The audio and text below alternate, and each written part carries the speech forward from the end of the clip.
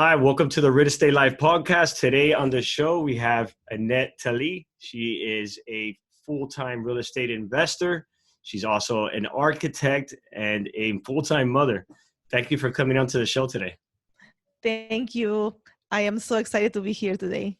Thank you for coming in. So Annette, I want to share a little bit of story about Annette. I met Annette in a transaction that we did a joint venture recently in Columbus, Ohio. She joined us on a venture of buying 194 units. And that's how we met. And I was very impressed by her enthusiasm in the multifamily business and how she's been slowly but surely becoming a full-time investor into multifamilies. So Annette, tell us a little bit about your background. It's very interesting and how you come from also a bachelor in architecture. Tell us your story. Yeah, so I came to the US in 2000, and then I came to study architecture to finish my career that I started in Peru, where I'm from. And we had this big recession in 2008 that affected both of us, my husband and I, because we were both architects. So we realized that we had to diversify our income, and we couldn't just depend on one thing.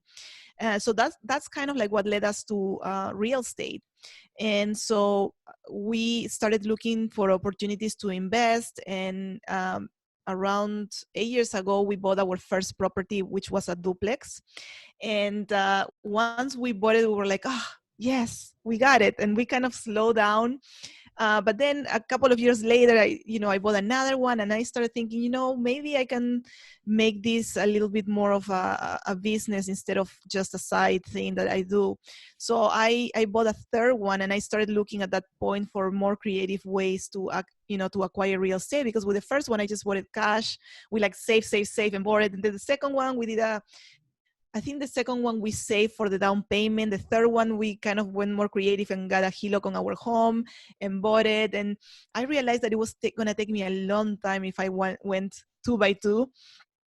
So I started educating myself and networking, and I started attending a meetup and meeting other investors, and that really, really helped me educate myself. I started going to conferences and taking courses, and pretty quickly I doubled my portfolio from 6 to 12, and that's when I kind of discovered syndications and buying large multifamilies, and I decided that that's the route that I wanted to go. And the financial goal was to be financially free.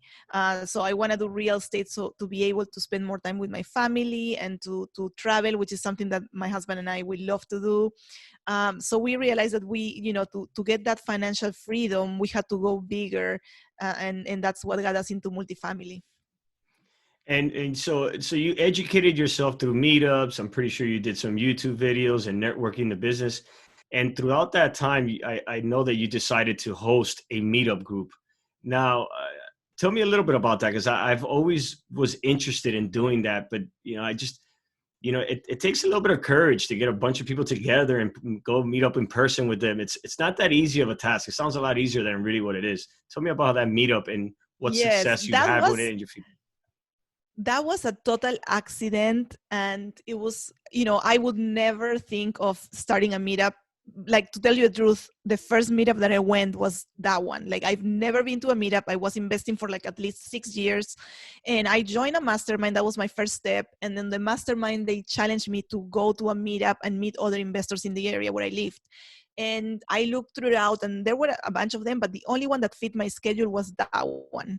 So I went there, and the host was super nice. Funny thing, he was kind of a quiet person, not very outgoing, but I kind of hit it off with him, and we started talking, and I was buying 6 units at the time, and he kind of helped me with some advice. So we kept in touch.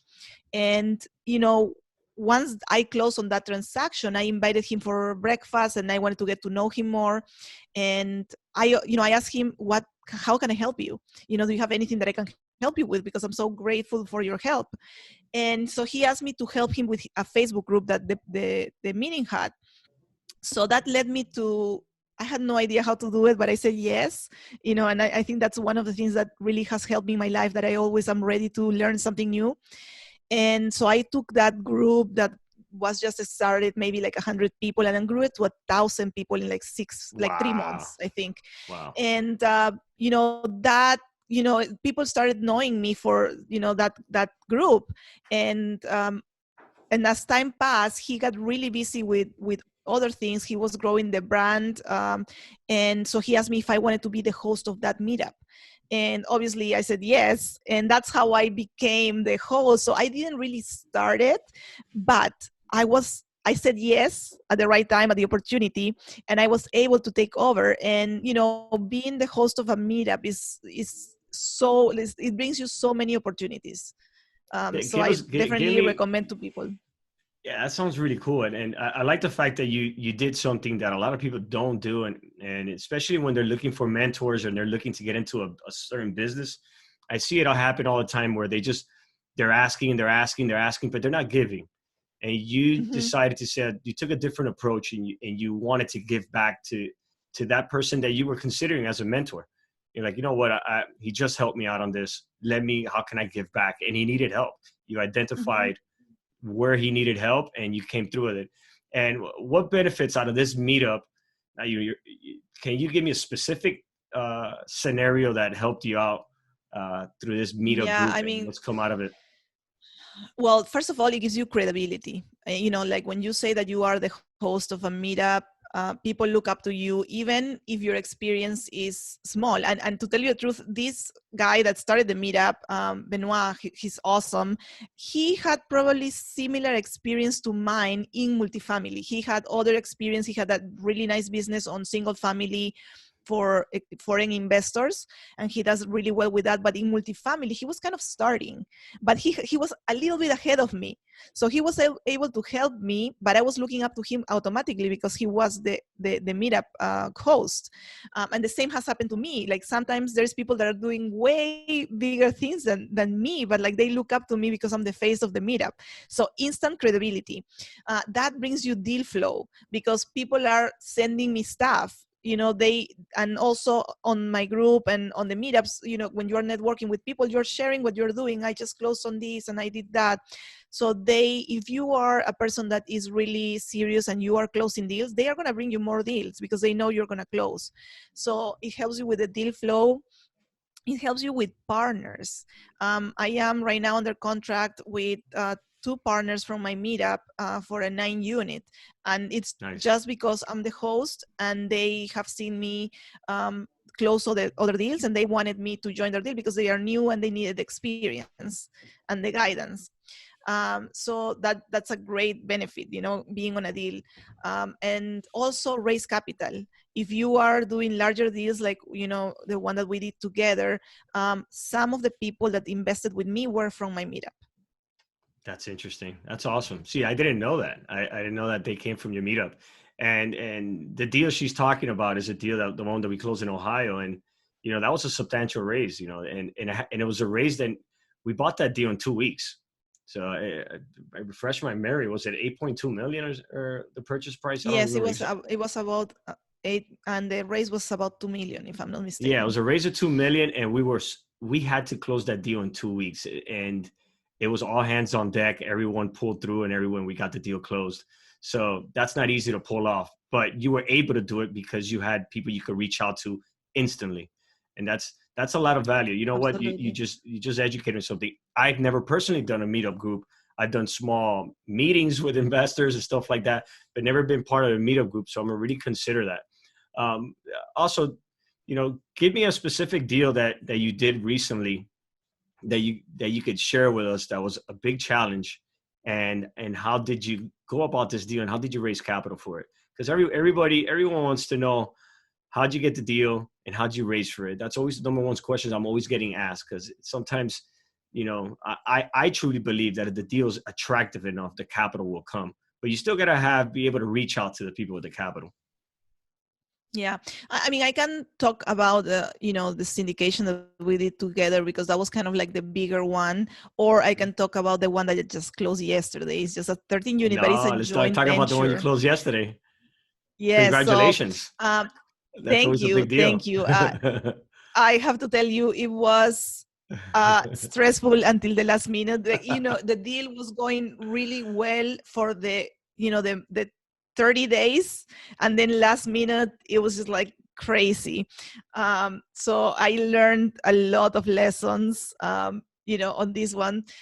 But just to be on top of your lender, because then last minute they were asking for a bunch of stuff, and I was able to provide it, but at some point they said we're not going to be able to close on time, and the seller was threatening us to cancel the contract if we didn't close on time. So was it a multifamily? yes, this was a 13 unit deal. It was two separate properties that they are located like right, not next to each other, but like one is in one corner and the other one's in the opposite corner. So they are like right there.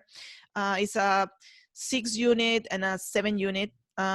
It's near Daytona, Florida. Oh, And I'm I very found familiar. this Nice one neighborhood. through a wholesaler, which was really, really good contact to have. And we did it with private money, because the owner insisted on doing 30 days closing. He wanted to close 30 days. Oh. The challenge was that once we signed the contract, he took forever to provide all the due diligence items. So we got him to sign an extension for the due diligence. And that was one lesson learned for people to learn this. We extended the contract. I didn't realize that in some of the language of the main contract, not the addendum, it said that the due diligence period extension did not affect the closing time. So I Wow. realized that we were supposed to still close on time, even though we extended the due diligence. And that was kind of like my oversight. So make sure that when you sign your addendums and you're extending your due diligence, that you are also extending specifically your closing date. Yeah, But it's very important too. I'll add to that point because it's something that I've learned in my experience too, that it's always good to have verbiage in the contract to protect you if a seller does not provide you with the information that you need.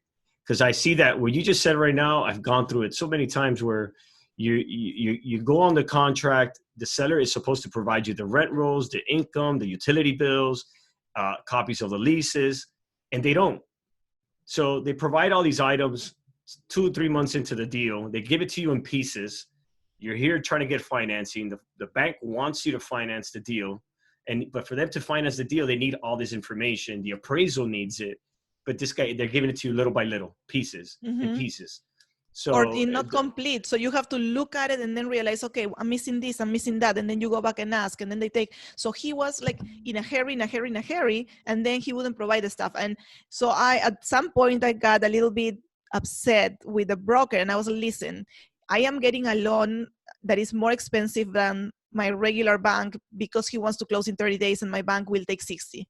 So I am paying extra money for this private money, and now he's delaying me. So I'm going to need you to do the extension. My mistake was, and I did have language on my main contract that I will have extensions. The problem is when I signed the addendum, it didn't specifically say that it will also extend the closing date.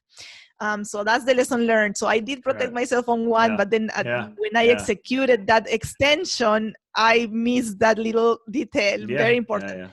So our challenge was the appraisal came lower than what we had offered. And the owner initially said, okay, I will go down to that price, which was awesome. But once we went to send him the second addendum to sign for the lower price, he started saying, no, I don't want it. I need to, I want my original price and I don't want to sign. I'm not signing. And we were already, it was like the last day. And if we didn't sign an addendum that day, we were gonna be out of contract because my due diligence didn't extend my closing date. So we were, rushing and like trying to convince him. So we had to, at the end, offer him cash for the extension. So we were like, okay, one of my partners stepped up and said, okay, I will put the cash, and then we close a couple of days later, which was something very fortunate because not everybody can put down $1 million, right there, right? We were lucky enough. But at the same time, I pushed my lender and I said, we need to close Monday because otherwise it's going to cost us more. And, surprisingly, we were actually able to close the day that we That's awesome. added You pulled it off. with the lender instead of cash. So it That's awesome. was Yeah, incredible. is this a value add deal where you could get a nice bump up of rents? Are you sticking to that The traditional business model? rents, yeah, so the rents are under market, but the building has been already remodeled on the interior, so we don't really have to do a lot of renovations except for one unit that is trashed. That's the one that we are going to have to renovate for sure. And then there is another unit where the lady's been living there forever, and so her unit is outdated. She keeps it in a really good condition, but it's just outdated.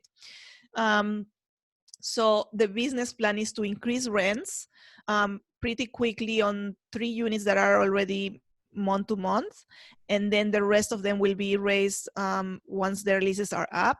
But the major capex items that we need to do is we need to replace the roofs, and we'll have to do some updating on the facades to make it look nice, and some landscape, some small stuff. Now, But the main thing is the roofs. is this a long term hold for you, a flip, or do you plan to refinance, pull the equity out, and keep going and hold it long term, or your flip?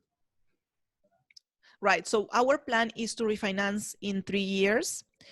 So initially we had a lower interest rate of, I think, 5%, but we went with 5.35 because we wanted to get 3 years prepayment penalty instead of 5. So that way we can refinance faster, because we think that by year 3, we're going to be with higher rents, the whole building is going to be remodeled, and we're going to be able to cash out and refi and get hopefully all our money back, and then hold it for longer.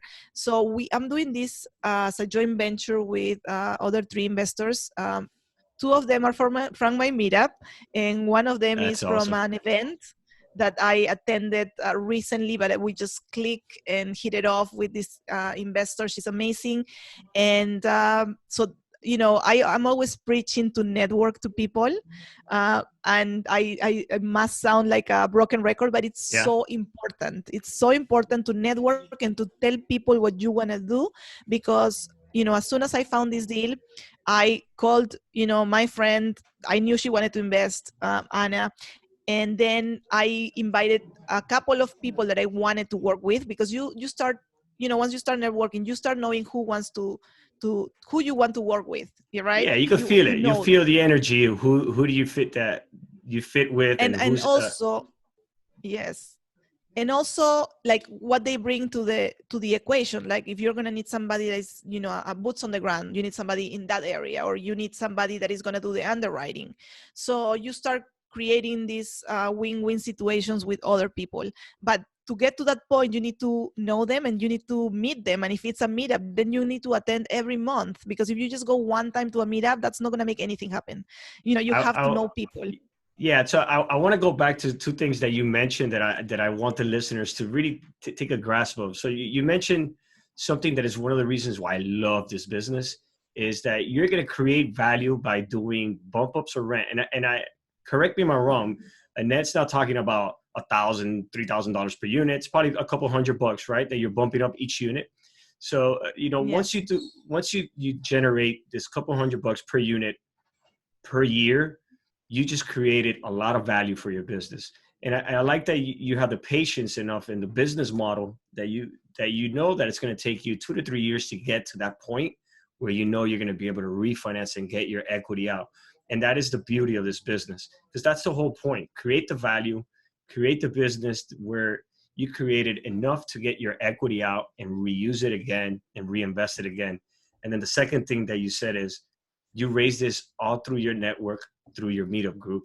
And I mean, that's amazing. That's awesome. That really shows the value of that meetup group, and how that has helped you grow your business and your credibility. That's awesome. Those are 2 things that I'm really, really absorbing. I like how you're doing it.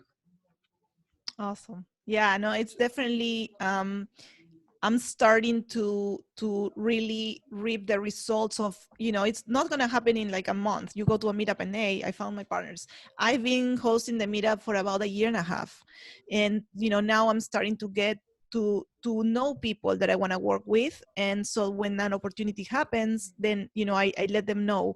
And I had another person that I really wanted to be on the deal, and I sent him the information. We had a call, we talked about it, and he liked it, but he told me, let me think about it. And I said, I'm okay with that because I want you to really be sure, but I do have another call after you. And so the next person did commit to it. So the next day then he called me, I was like, I'm sorry, it's gone.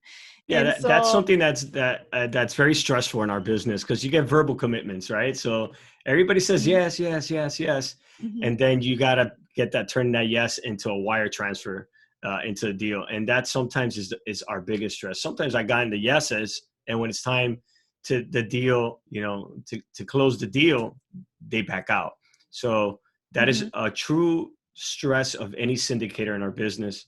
Verbal yeses are great, but until the last minute, you don't know how solid those verbal yeses are. And Annette, Absolutely. that's I would say that every deal, I don't know of any deal that's gone smooth. They all have their story, their drama, they all have their hurdles you have to jump. If it wasn't for that, everyone would do this business. So the challenges that Absolutely. you had there are preparing you for future bigger and bigger and bigger deals. And then it gets to the point that sometimes you could foresee problems because you've had them already. And that's Hmm. I'm glad that you shared the mistakes and how you've fixed those mistakes. And that is a true entrepreneur knows how to get past them and get by those things and fix them. Now, and then so there's a lot of listeners that are new and they're seasoned veterans. But if you could go back and talk to the Annette of 2 or 3 years ago that got into this business, what advice would you give that Annette? Networking. I wish I started networking 8 years ago. A lot of people tell Yeah, you, I would have bought more, which yes, I would have. Maybe the first property, instead of buying it cash, I would have bought yeah, four instead of one. yeah. But if I had started networking then, I would own so many more properties right now. I would be I would have educated myself earlier, and I would be somewhere else right now. But you just gotta take what you have. So I Yeah. started doing this a couple of years ago, and then I'm going full speed now. That's awesome. That's awesome. And then now, I have a question that I ask all my my interviews and I love to hear it because everyone has a different way of looking at financial freedom. And I would like to hear, what is financial freedom to you? Financial freedom to me will be to um, work when I want, because I love working. My daughter is always like, why do you like working? It's just like, when you like playing, I like working. It's just the same to me. I like working, so I don't think I will stop completely and just sit around and do nothing and enjoy it. But I just want to be able to choose when I want to work and what I want to work on, and take the time to do vacation with my family and not worry about money. That's financial freedom for me. Or be able to work while you're on vacation. that, Yeah. that's something I've been doing a lot lately. Annette, thank you for sharing your experiences. I want the listeners to know that Annette hosts her own podcast also, which I've been on, and she's doing a great job with that. She actually inspired me to do mine too, because before, when I did hers, I still hadn't taken off on my podcast. I was just dabbling on it. I had the ideas, I wanted to, I didn't have the courage to it, and you definitely inspired me on that. Just I wanted to tell you that because I know I haven't told you that before. And you're doing Thank a you, my great job, friend. and you always have great energy, and that is awesome. That is going to keep attracting investors and keep attracting capital. So you're doing a good job. Annette, give them a plug in. Tell them, where can listeners reach out to you, be part of your meetup group. I'm also going to drop the links, but can you tell them how they can reach out to you and your meetup groups? Absolutely. So you can look me up on my website, talieinvestments.com. And over there, you can find some resources, my free calculator to bet your deal and see if it makes money or not. And I have a free commercial real estate vocabulary that you can download all for free. You can also find me on all social media as Anette Talie, Facebook, Instagram, LinkedIn. And you can also check out my YouTube channel, Anette Talie, or my podcast, Real Estate Deal Closers. That's awesome. They can catch you everywhere. Annette, thank you for your time. I appreciate it for coming on. We'll be in touch. Absolutely. Thank you. Bye-bye.